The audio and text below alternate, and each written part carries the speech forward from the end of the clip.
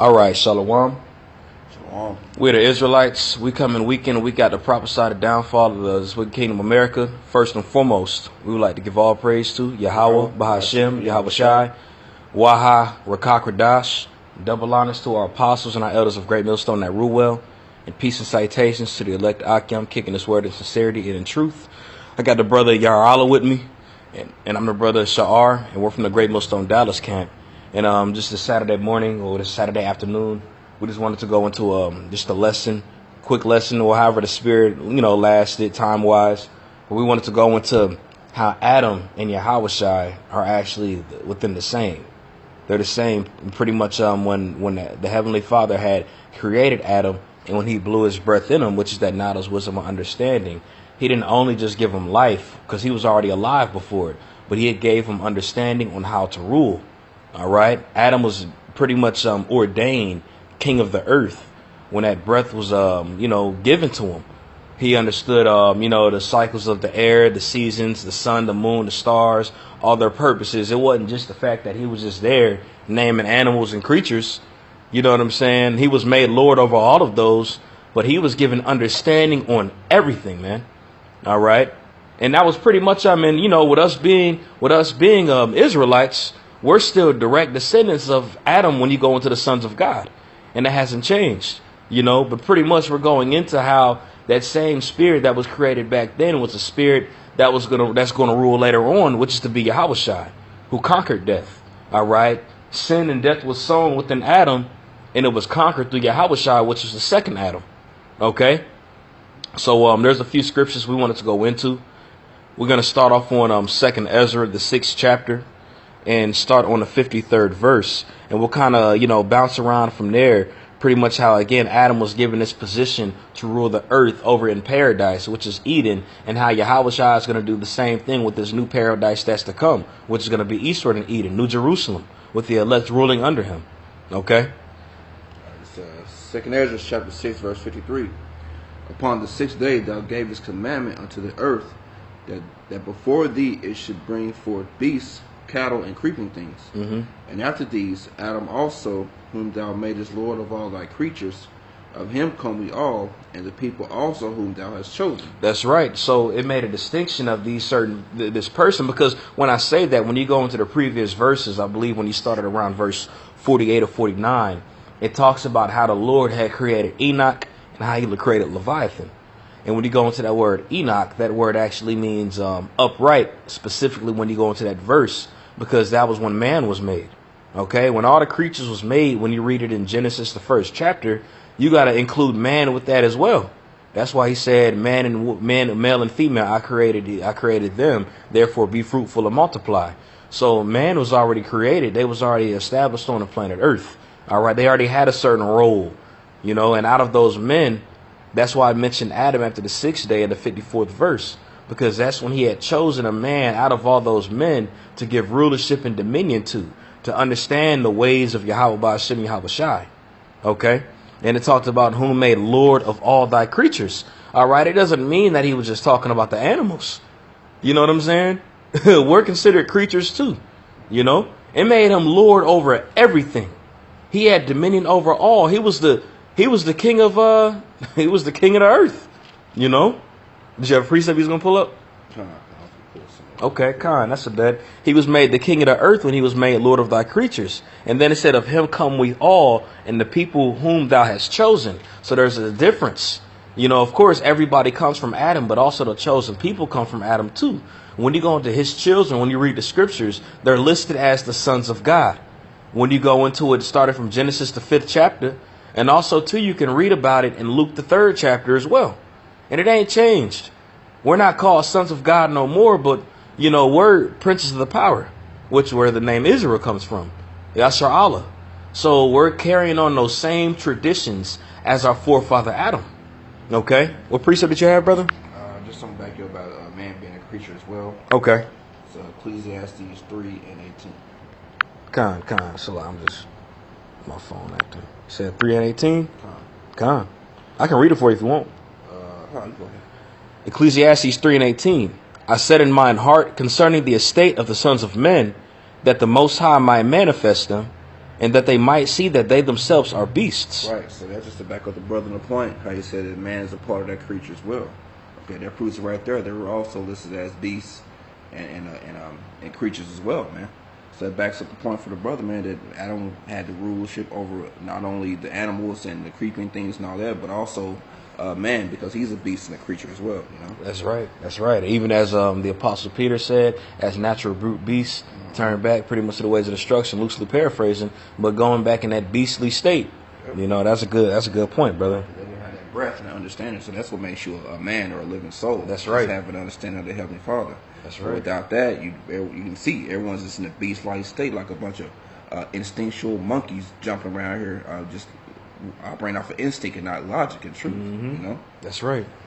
Beautiful point. Khan, I want to go to Genesis, the 2nd chapter, and I want to start at the 15th verse. And this is pretty much going into when the Lord, what we had just read about in in 2nd Ezra, the 6th chapter, how he made Adam after the 6th day, and then pretty much gave him rulership over the creatures. Now we're going into that within the accounts of it, or the records of it, within Genesis, the 2nd chapter. Okay, but there was a key point that had stood out to me within this chapter that I want to get, and then we're going to go into the comparisons of him and Yahawashi and show you that this is actually Yahawashi as well. All right. That's Genesis chapter 2, verse 15.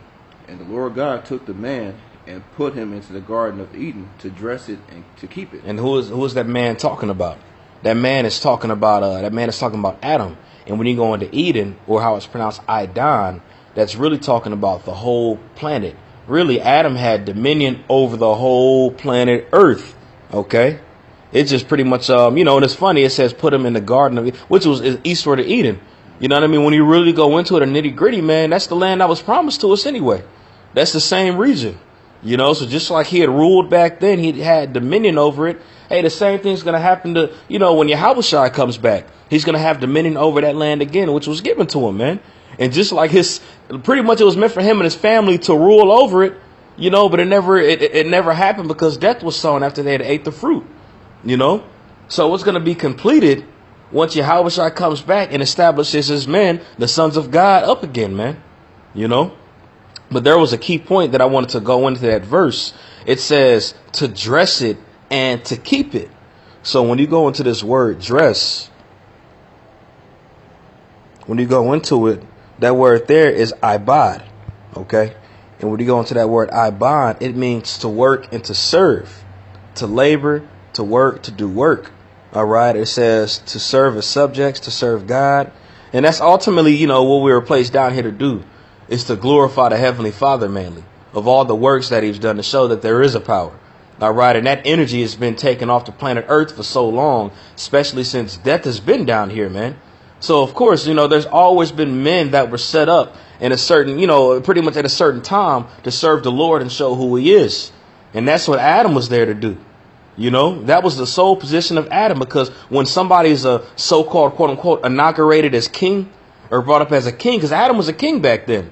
What you have to do is, when you even go to the law, that king has to learn about the law, has to meditate on it day and night. Now, of course, it wasn't written in stone around the time of Adam. But again, like the brother had mentioned earlier, he was given that breath. All right. So with him giving that breath, or the knowledge and understanding of the Most High, that gave him knowledge on how to serve him. All right. And the people that was around him bear witness to that, because you bear witness to a righteous king to keep that order. If the king is righteous, of course, it's going to be established that order. Of course, until that woman came along, screwed everything up, But again, when you go into that word dress, it means to serve and it means to do work, or to minister, And that was Adam's position, just like that's Yahawashi's position, man. And Yahawashi stressed that all the time, to minister or to serve your brethren, whatever the case is, because that's what a king does, man. A king is a servant to his people, So another word I wanted to go into was keep. And when you go into that word keep, that word is shamar, okay? And we all know what that means. It means to watch or observe. It says to keep guard, to observe, to give heed, to keep, to have charge of. All right, to have charge of, man. So that's a key position he had in Eden. I'll put it like this, man. If he was the only person on the planet Earth around that time, what was he going to watch and keep, man? It already said the creatures when you read about it in 2nd Ezra, the 6th chapter, So of course there was plenty of people on the planet Earth back then. It was a rulership back then. Something was set up, and the Lord used Adam to push his energy on the planet Earth. You know, to keep that energy, to keep that energy on the planet Earth, man. And then when you go down, it says to protect and to save life. Is that not what Yahawashi did at the same time? And that's what he does. You know, he's keeping it, man. When the kingdom comes, when he's going to be reestablished as the king on the planet Earth, man, he's going to keep it and he's going to watch over it. They even got that song in the world. He got the whole world in his hands. You know what I'm saying? But it's true, you know. But did you have any precepts? Because I got something in Ephesians if you don't. No. Okay, because now we're going into how he was given dominion, how he was made to keep, how he was able to he was made to watch. He was set on high. Okay, so there's a scripture that I want to go into, and this is in the book of Ephesians, chapter 1, verse 22, because this is talking about Yahawashi. Come. All right, it's Ephesians chapter 1, verse 22. And hath put all things under his feet, and gave him to be the head over all things to the church. That's right. And now this is talking about Yahawashi. It says he hath put all things under his feet. What is that going into, man? Of course, he placed everything under that, and even death was included in that. You know, because he had conquered death. But pretty much what? Conquered, right? What does it mean to conquer? To take over, to have dominion over something and rule it. But you do it by force at the same time. You know? And Yahawashi had to do that. He did all this by force, and hey, when we take over these wicked kingdoms and when we turn them righteous, man, we're going to do the same exact thing. That's why it says they're going to take the kingdom. You know, but mainly that's not what that verse is going into, that we take in the kingdom. But it says he had put all things under his feet, you know, and gave him to be the head over all the church. Then who is the church? That's us, right? Well, of course, if that's us, and if the Lord one of those men, the elect, and if he made him the head over those elect men, aren't those elect men going to have dominion on the planet Earth? And if those elect men have dominion on the planet Earth, who's going to be over that? It's Yahawashi, man. It says which in it, Salaki, if you want to, you know, or I can read shit. It don't matter. Which is his body, the fulfillment of him that filleth all in all. You know, with Yahawashi's body, he was able to do that. Salaki, I thought you said I could. No, it's all good. I was going to read your voice since you were speaking on it. God. You know, but did you have a precept or anything like that? Yeah, just kind of back you up on that. It's Colossians chapter 1, start at verse 18. And he is the head of the body, the church, who is the beginning, the firstborn from the dead. Who is the beginning? It's funny, it called him the beginning, but afterwards the firstborn of the dead. Which he is, but who was the first one to die? He was, after they ate the fruit. That's right. Because he was head over that household. Of course, Eve enticed him to do it. But when you include the household, he was the first one, man. You know, which is who was the beginning. And also, too, Yahawashi was that first spirit that was created anyway. You know? Go ahead. That in all things he might have the preeminence. Let's go. I want to go into this word preeminence.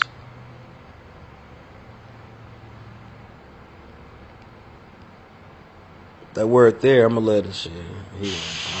Strong's G 4409. Protuo. It says to be first, to hold the first place. You know, to hold the first place, man. I want to go to this word hold really quick. I'm sorry, in the etymology. Well, not I'm sorry, but you know, and afterward we can get back into it. But I'm interested to see what that, which we know the basics of it, you know what I mean, to possess something. But this is a, app I use, Etymology Explorer. When you go into the word hold, it says graciously, friendly, faithful, true. That's funny. That's actually the first definition the definition of the word hold. You know what I mean? So gracious, friendly, faithful, true. Thought it was going to be something else that was in there that might have helped. But hey, that helped anyway, because that showed that was that's what the word hold actually means. You know, it means to be gracious or friendly, so hey, that's a little cool point to know. You got it though. That was pretty much the point, just to back you up on that. Firstborn. So like I said, I'll read again. Colossians 1:18. And he is the head of the body, the church, who is the beginning, the firstborn from the dead, that in all things he might have the preeminence. Yeah, he might have preeminence, or he might, might be able to hold through grace, faithfulness, and so forth. And those are also excellent traits that a king needs to have, or a ruler needs to have, in order to be a righteous ruler to his people. You don't think that breath was included with that? The preeminence, that was included with that breath. That's what made him faithful. He was That's chosen. right. He was chosen. He was set up to do that, man. As Adam, he had the law, statutes, commandments orally. You know what I'm saying? So he was entrusted with that. With the truth and being faithful, and keeping hold of it, and passing it down. Same thing with Yahawashi, man. He was faithful in his father's business, and he's taking hold of that dominion, that rulership that was blessed him, and he's going to give it to us, man. That's right. Lord willing, we those men, but he's going to pass it down to his elect. God. Same way Adam did, passing it down the oral traditions to that specific line. Hey, Yahawashi is doing the same thing. That's right. That's dope how the Spirit works, how it began to how we fell to how we're coming back up. Because when we began, just something made me think about, that breath that we're going into so heavily, that the word was engrafted in him. Of course, they went off, and after now we got to, eat from the tree of good and evil. I'm sorry, you know what I'm talking about, the tree of not the tree. We ate from the tree of knowledge, but not the tree of life. Salakia. You know what I'm saying? So now we can understand that good and evil. So we went through that process, and within that refining process, we're being perfected to be able to withhold that again. To be worthy enough to have that. When Adam had that, he was pure at that time. That was in him, man. Like, it was in him 100%. And it's going to get back to that point when that engrafted word is going to be us again. Just a point I wanted to bring out on there. But I got really quick Romans the 5th chapter. So I can't and I want to start just to the point, verse 14. 5:14. Romans chapter 5, verse 14. Nevertheless, death reigned from Adam to Moses, even over them that had not sinned after the similitude of Adam's transgression, who is the figure of him that was to come. Yeah, so that's a key point, because it went from Adam to Moses, and how death reigned on the planet Earth since then. Because when you read up in Romans 5, it talks about death, all right, and how it was sown on the planet Earth, and that was through Adam, But it talks about how it reigned in the earth from Adam to Moses. All right, and when you go into those periods of time, you had a void where the law wasn't written. Of course, again, we understood it orally, but you go to the time of Moses, that's when it actually had to be re-implemented on stone. But again, it's going into Adam, and it says, even over to them that had not sinned after the similitude of Adam's transgression, who is the figure of him that was to come. That's the key point, because it's talking about this being that's the exact figure of Adam, And when you go into that, because of course it could have named Moses and all of them to be the figure, but it didn't. It talked about one specific person that was in the figure of Adam for a reason. Of course, now we're all fashioned after the Lord. You know what I mean? We get it, whereas descendants were meant. So, we might have features that look alike. You know what I'm saying? But it talks about this person being the exact figure unto Adam. All right, you would have thought it would have mentioned some of the people before Yahawashi was on the scene, but it didn't for a reason. So I just want to see what this word figure is. That word there is pronounced typos. All right, and it says the mark or a stroke or blow, print, a figure formed by a blow or an impression of a figure or an image of the image of the gods. All right, so but when you go into it, it says of the figure or image. So it talked about Yahawashi being that exact figure. That's an image. All right. It could have named anybody else, but it didn't. All right. It didn't name it for a reason. It's a reason why I called him that figure, man. Let me see here. It says, in the technical sense, the pattern in conformity to which a thing must be made. Let's see here. An example to be imitated. In a doctrinal sense, of a type, a person, of thing, prefiguring a future messianic person or thing. I mean, pretty much it goes on and on, but pretty much the key on that is of that figure. He's that image. All right. So that's pretty interesting when you go into that, because it talks about this guy being the same figure as Adam, man. You know? Did you have something? No. Okay, and we can end it off on Corinthians, 1 Corinthians, the 5th chapter. I'm sorry, the 15th. That's pretty much getting to the point. That completely backs up what you just saying about him being that image, and that figure, because it actually brings it out right here in this chapter. Where do you want to start at? You can start. Man. You can start at verse 20. 1 Corinthians chapter 15, start at verse 20. But now Hamashiach is risen from the dead and become the first fruits of them that slept. There it goes again. The first fruit. The first of them that slept. Go ahead, you got it. For since by man came death, by man came also the resurrection of the dead. I mean, really, it's funny that it's saying man, but we know it's talking about Adam. It's talking about Adam. Would you substitute the word for, since by Adam came death, by Adam came also the resurrection of the dead. Even when you go in Genesis, the 2nd chapter, it talks about how he placed the man in the Garden of Eden. We know that man is talking about Adam. Go ahead. That's right.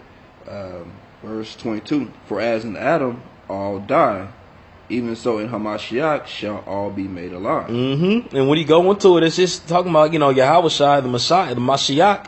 When you go to Mashiach, what does it mean? It means a king, a ruler, a Messiah. For as Adam all die, even so in Adam shall all be made alive. Even though it says the Mashiach, but how do we know it's talking about Adam? The previous verse. Man also came the resurrection of the dead. Go ahead. Quick reset for you. Revelation chapter 1 verse 11. Saying, I am Alpha and Omega, the first and the last, and what thou seest write in a book, and send it unto the 7 churches which are in Asia, and Ephesus, and unto Smyrna, and unto Pergamos, and unto Thyatira, and unto Sardis, and unto Philadelphia, and unto Laodicea. And so the point was, the Lord said, I am the Alpha and Omega, man. That means the beginning and the end. That's the first letter and the last letter of the Greek. That's right. So let's back to build up on that point, Hey, that's a great point. That's a great point. Let me go back to where we had left off at.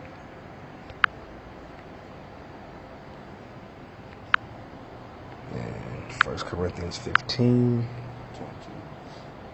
Okay. Verse 22 again. For as in Adam all die, even so in Hamashiach shall all be made alive.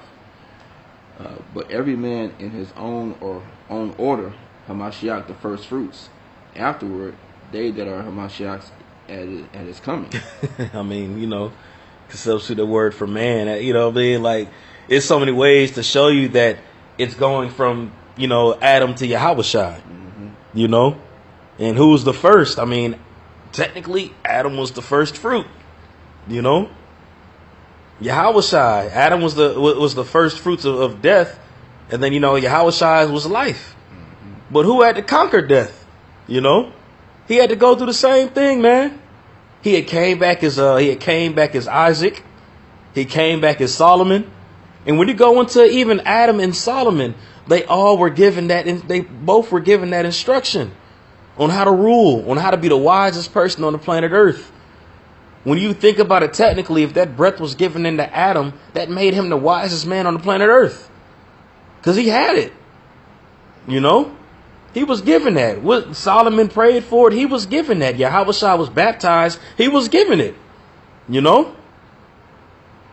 That's Yahawashi, man. That's right. These scriptures are written in mystery format for a reason, man, in a coded language for a reason. It's only meant for certain people to get it, man. And that's part of that new song. Go ahead, up. Verse 24. Then cometh the end, and when he shall have delivered up the kingdom to the Most High, even the Father, when he shall have put down all rule and all authority and power. Put down all rule and all authority and his power. He gave Yahawashi the power to do it. You know, the Heavenly Father had the power. He gave Yahawashi the power, man. When you go into Genesis, he gave instruction to Adam to what? To dress and to keep it. You know, when you go into that, it means to have complete dominion over it, man. To have rulership. You know, you got it. Yep, and now we're coming to a time where he's going to have that dominion rulership again. That's right. But the kingdom's going to last forever, man. Mm-hmm. God says he brought in death first as Adam, to which we died, and we fumbled. You know, the elect fumbled at that time, man, because we was still as men. Mm-hmm. But now we're going to be those living souls will have their righteousness written, the laws, statutes, and commandments written in the heart forever, man. So we're going to have life everlasting. That's right. Okay? That's beautiful. It took the same man that produced that death. It took the same man to have to conquer the death, man. The same man. And that's what we got to go through. Like the brother Kazak, the elder Kazak from Mississippi mentioned one time, and it's something that stuck, man, but we baby Yahawashis. Are we not sons of Adam? We baby Yahawashis. We failed. We got to go through the same thing. He did the ultimate course, you know? Really quick, I got a quick precept I want to pull up, and this is the book of Hebrews, the 7th chapter. Let me see if I can find it.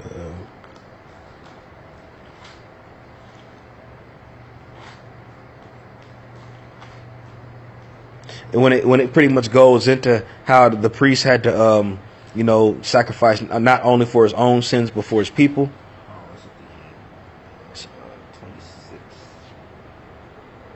Okay. Khan. He said starting at verse 26? Okay. Hebrews 7:26. For such an high priest became us, who is holy, harmless, undefiled, separate from sinners, and made higher than the heavens, who needed not daily as those high priests to offer up sacrifice, first for his own sins, and then for the people's. For this he did once, when he offered up himself. Yeah, so it's going into how the high priests had to offer, when they offered up sins, they had to offer up sins not only on their own, but the people's as well. But it's talking about a specific high priest within this, because when you read the chapter, it talks about the order of Melchizedek, and then the order of the high priest office with Levi, and it goes into how Melchizedek was the ultimate high priest, which is Yahawashi too, you know, but how he was the ultimate high priest, and how that tradition had to start from somewhere when we went into the Levitical priesthood. You know, it didn't start within the tribe. It was an original way that it was, and it was taught orally, you know, before the tribes were even in existence. And it mimics it the same exact way, the same exact fashion.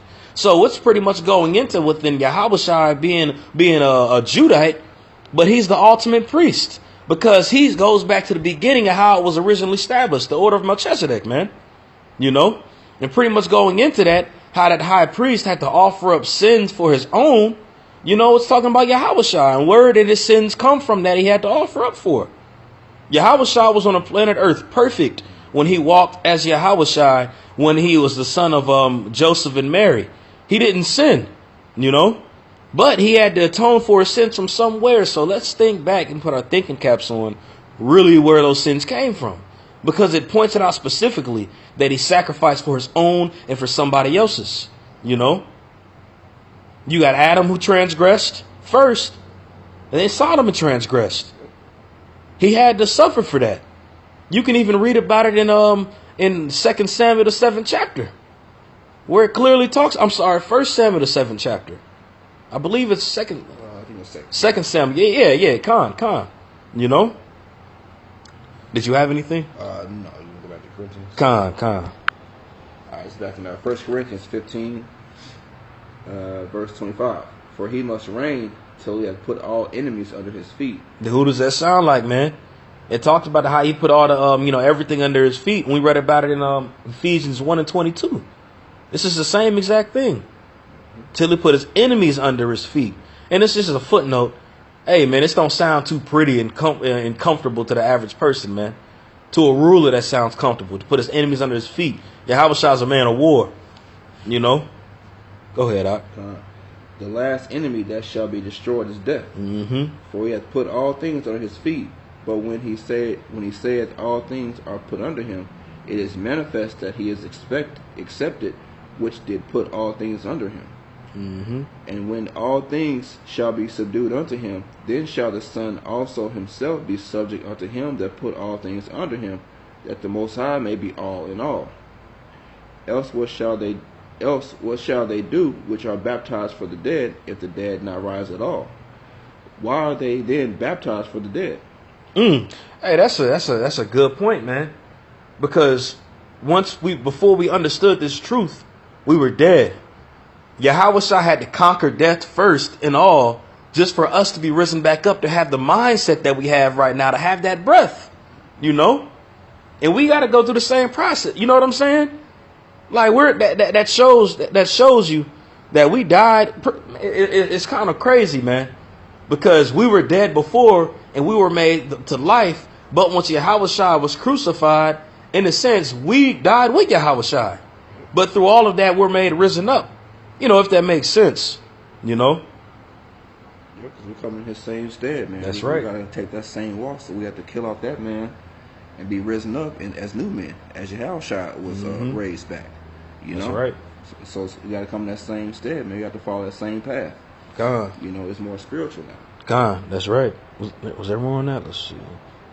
Because I know the whole thing goes in about pretty much how we're going to be given new bodies. I don't know if you want to bring any of that out or not. I mean, when we get to 45, it actually talks about him being the first Adam and being the last Adam. So that qualifies it for Yahawashi. God. So I can just jump down to that point.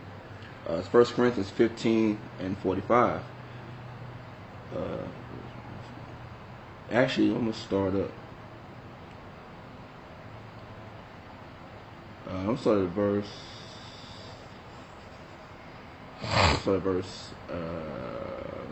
40. I'm sorry, verse 39.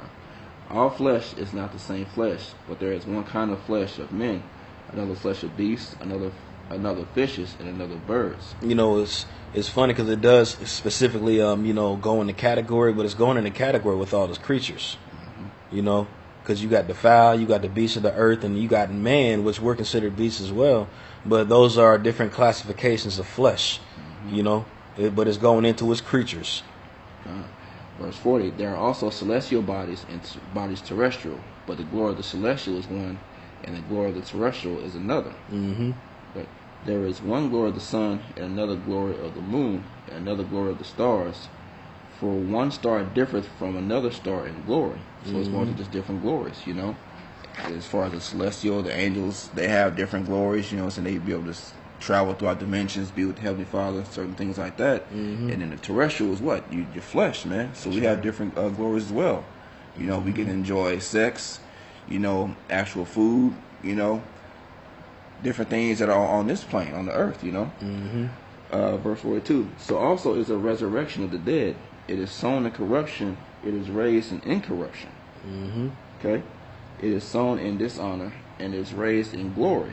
Okay, so it's going to what happened with Adam, man.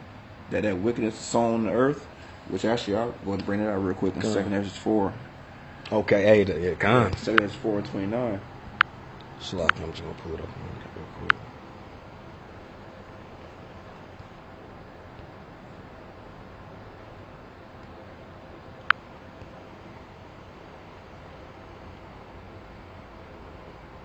All right. There you go. All right, so verse 30. It's 2 Ezra 4 and 30. For the grain of evil seed has been sown in the heart of Adam from the beginning, and how much ungodliness hath it brought up until this time, and how much shall it yet bring forth until the time of threshing come. All right, so that evil and going back to that in 1 Corinthians 15, that backs up that honor and the dishonor being sown, okay, and that corruption being sown. All right, that's right. Verse 1, ponder now thyself how great fruit of wickedness the grain of evil seed has brought forth, and with the ears shall be cut down, which are without number, how great a floor shall they fill. That was pretty much the point on that. Just to back up, that with that dishonor being sown in the earth, man. Okay, so that was happening with Adam. That's right. All right, so let's go back to 1 Corinthians 15. Verse 43 again. It is sown in dishonor, it is raised in glory. It is sown in weakness, it is raised in power. It is sown a natural body, it is raised a spiritual body. there is a natural body and there is a spiritual body. And so it is written, the first Adam was made a living soul, and the last Adam was made a quickening spirit. Howbeit, that was not first which is spiritual, but that which is natural, and after that which is spiritual. Man, that's right. That's right. And Adam had to go through that process as well, man. Mm-hmm. Death and then life. You know. Now we have these bodies is you know, it's physical, but I mean we're subject to death right now. Mm-hmm. You know what I'm saying? Hey, through Yahawashi conquering that, we're gonna receive that spiritual body, man. And that spiritual body is gonna be able to do a lot of things. That's right. You ain't just gonna be floating in the cosmos. Why is that? Because it's not heaven coming to earth. You know? So with heaven coming down here, you're gonna be able to do a lot of things with that body. So it ain't just no mist or nothing like that that's floating in the air, bro. You ain't gonna be no ball orb just floating in there. You know, now if you want to turn yourself into one, hey, you can do whatever you're gonna do. But you'll be able to do that within that body. You know? And that's the body Yahawashi got right now, man. And that's the body Adam got now. Yep. You know? Yep. He was born in the flesh, and he had to be reborn in the spirit, man. That's right. It's like that's why we have to become newborn babes in this truth, man. Because we were natural men. You know, we were subject to vanity in the world. But then once we learned Yahawashi, man, we died, man. We killed that old man off and was reborn in the spirit. That's right. You know? That's right, Verse 47. The first man is of the earth, earthy. The second man is of the Lord from heaven. As is the earthy, such are they also that are earthy, and as is the heavenly, such are they also that are heavenly. And then we're gonna receive that glory, man. Lord willing, we those men. But even, you know, let's say, Lord forbid the Lord, you know, we end up going off and dying. Lord forbid it happens. But let's say we come back in the kingdom, we're still gonna have that. You know. But again, Lord forbid, hey, we want to be the elect, though. You know what I'm saying? But what the point I'm pretty much trying to make is the bodies we have right now are sown after Adam's. But those spiritual bodies that we have that are waiting for us are sown after Yahawashi. It's the same thing. In order to have access through that, the whole process had to happen where Adam died and Yahawashi rose. You know? And like the brother had stated, we're going to have to go through that process, man. But we're in those earthly vessels right now. That's what the Lord always considered. That's why he considers us as being vessels. He talks about us at certain times, vessels that hold no value. You know, certain vessels are fit for righteousness and certain vessels are fitted for destruction. We're all in earthen vessels right now. A vessel is a pot, and a pot is made from the earth, you know. And then we're going to have that spiritual one, man. Mm-hmm. You know. That's right. Verse 49. And as we have borne the image of the earthy, we shall also bear the image of the heavenly. And that's a promise. And that's coming soon, Lord willing, but we can see it. All the stuff coming to pass, all the prophecy taking place, the apostles moving locations now. That's a big deal. Mm-hmm. A lot of things are going on. We finna be revived, bro. Lord willing, we those men if we continue to endure. But hey, Yahawashi is getting ready to come back, man. That's right. That time is near. We gotta fight like we want this, man. Talking to myself too. We gotta fight like we want this, to have all this glory, to be able to do these things. I mean, you gotta serve the Lord first. You gotta serve the Lord first in order to do it. You know? Once you serve the Lord first, do what you're supposed to do, you're gonna receive all of that. All right? And did you have anything else, Harley, you had to say? No, that's it. That's all I have. Okay, Khan. With that being the case, we want to give all praise, honor, and glory due to Yahweh, by Hashem, Yahawashi. Double honors to the apostles and the elders of Great Millstone that rule well. Peace and salutations to the elect Akyam, kicking this word of sincerity and truth. And I want to say also, Waha Rakakodash. You know, so just put that in there because I, didn't mention it when I first did it. But we're going to end it off on that. Shalom. Shalom.